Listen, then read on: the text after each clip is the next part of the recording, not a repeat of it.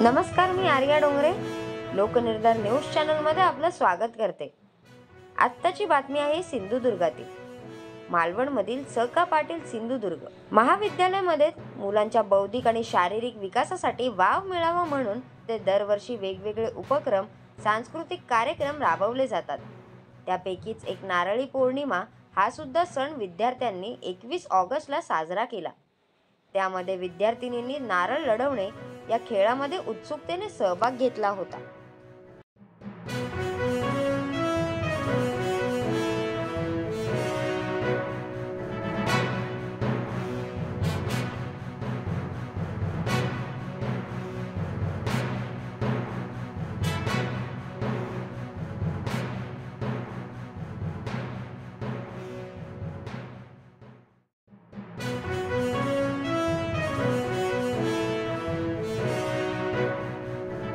कृषी देसाई शिक्षण मंडळ मालवण संचलित स.का. पाटील सिंधुदुर्ग महाविद्यालय, देशभक्त कैलासवासी शंकरराव गवाणकर सायन्स महाविद्यालय व रामभाऊ परुळेकर कनिष्ठ महाविद्यालय मालवण या प्रांगणामध्ये आपण दरवर्षी नारळी पौर्णिमेनिमित्त ही स्पर्धा, नारळ लढवणे स्पर्धा ही जिमखाना विभागामार्फत आयोजित करत असतो।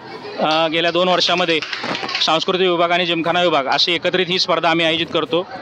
या स्पर्धेला जवळजवळ 30 वर्षापेक्षा मोठी परंपरा आहे। मालवण आणि मालवण परिसरामध्ये नारळ लढवण्याची स्पर्धा सर्रास घेतली जाते आणि याच परंपरेनुसार आम्ही महाविद्यालयामध्ये जिमखाना विभागामार्फत ही स्पर्धा जवळजवळ 30 वर्षापेक्षा अधिक कालावधीपासून ही स्पर्धा सुरू आहे। नारळी पौर्णिमेच्या दुसऱ्या दिवशी किंवा महाविद्यालयाला ज्याप्रमाणे महाविद्यालयाचे ॲडजस्टमेंट ज्याप्रमाणे असतील त्याप्रमाणे त्या 4 दिवसामध्ये ही स्पर्धा आम्ही घेत असतो। यामध्ये कला, वाणिज्य, त्याचबरोबर आता नव्यानं सुरू झालेलं आमचं सायन्स महाविद्यालय या सर्व तिन्ही शाखेमधील विद्यार्थी सहभागी होत असतात आणि त्याचबरोबर कनिष्ठ महाविद्यालयातील विद्यार्थीसुद्धा हिरिरीने या स्पर्धेमध्ये सहभागी होत असतात आणि ही परंपरा सतत अशी चालू राहील याबाबत आमच्या महाविद्यालयाचे सांस्कृतिक विभाग प्रमुख डॉक्टर उज्ज्वला सामंत मॅडम आपल्याला माहिती देतील। नमस्कार, मी स.का. पाटील सिंधुदुर्ग महाविद्यालयातर्फे सांस्कृतिक विभाग प्रमुख आहे। मी उज्ज्वला सामंत आणि आमच्या महाविद्यालयामध्ये गेल्या कित्येक वर्षापासून नारळ लढवण्याची स्पर्धा आयोजित करण्यात येते। या स्पर्धेचं गुणवैशिष्ट्य असं की या स्पर्धेमध्ये मुलींसाठी सुद्धा आम्ही ही स्पर्धा मुलांच्या बरोबरीने आयोजित करतो।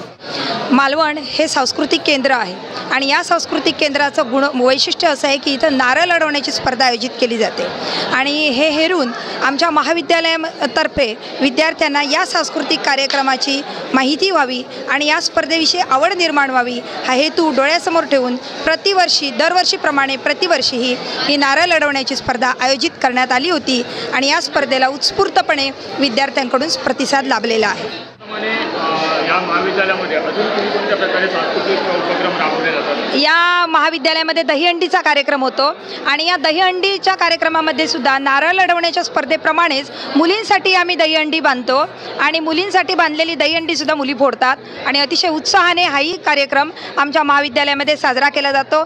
याच्या बरोबरीनेच मकर संक्रांतीच्या मुहूर्तावरती आम्ही वर्ग सजावट स्पर्धा आणि तिळगुळ समारंभ घेतो। हा सुद्धा एक सांस्कृतिक कार्यक्रमच आहे। आमचं उद्दिष्ट असं असतं की ज्या विद्यार्थ्याने ॲडमिशन घेतलेलं आहे अशा विद्यार्थ्याने या कार्यक्रमामध्ये सहभाग घ्यावा, कारण विद्यार्थी हा आमचा महाविद्यालयाचा विद्यार्थी असला पाहिजे हा हेतू त्या दृष्टीने डोळ्यासमोर ठेवलेला असतो। परंतु डेच्या दृष्टिकोनातून एक मालवणी डे असा आहे की ज्यामध्ये आम्ही मालवणी भोजन विद्यार्थ्यांना बनवायला सांगतो आणि इथे त्याची विक्री होते। तर हे जे कार्यक्रम आहे यामध्ये मालवणच्या बाहेरची मंडळी आम्हाला उत्तम पद्धतीने प्रतिसाद देतात। बघण्यासाठी कार्यक्रमामध्ये सहभागी न होता बघण्यासाठी आम्ही त्यांना येथे सामील करून घेतो, एक प्रेक्षक म्हणून आम्ही त्यांना सामील करून घेतो। आपल्या एस.के. पाटील महाविद्यालयाच्या माध्यमातून वेगवेगळी शिबिरांचं सुद्धा आयोजन केलं जातं। संत गाडगेबाबा स्वच्छता अभियान म्हणा किंवा अशी जी काही अभियानं असतात तर ती वेगवेगळ्या गावात जाऊन तुम्ही हे उपक्रम राबवतात, तर त्याबद्दल थोडक्यात काय सांगा? आमच्याकडे NSS वगैरे उपक्रम आहेत की ज्यामध्ये आम्ही गाव दत्तक घेतो, त्या गावामध्ये जाऊन त्या गावामध्ये 8 दिवस राहून त्या गावातील रस्ते किंवा विविध सुविधा त्यांना देणे, शिवाय गावकऱ्यांसाठी विविध शिबिरं आयोजित करणे आणि त्यामध्ये प्रबोधन करण्याचे काम आम्ही या अंतर्गत करतो। शिवाय जसं की 4 दिवसापूर्वी आम्ही एक doctors association, Malvan doctors association बरोबर रॅली काढली होती कोलकाता जी रेप केस आहे या रेप केसच्या निषेधार्थ. तर त्यामध्येही आमच्या महाविद्यालयातील विद्यार्थिनींनी सहभाग नोंदवला होता.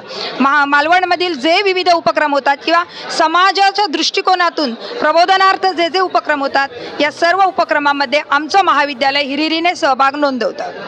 माध्यमातून ज्यावेळी तुम्ही अशी वेगवेगळी शिबिरं बाहेरच्या गावांमध्ये राबवतात त्यावेळी जनसमुदायाच्या प्रतिक्रिया कशा असतात? जनसमुदायाच्या उत्तम प्रतिक्रिया असतात आणि याबरोबरीने हा जो हे उपक्रम जेव्हा मी राबवतो त्यावेळेला जो माजी विद्यार्थी आहे तो माजी विद्यार्थी सुद्धा हे माझं महाविद्यालय आहे ही त्या विद्यार्थ्यांमध्ये भूमिका असते. मग तो कोणत्याही वयाचा असू दे ही गोष्ट आम्हाला सगळ्यात जास्त आवडते.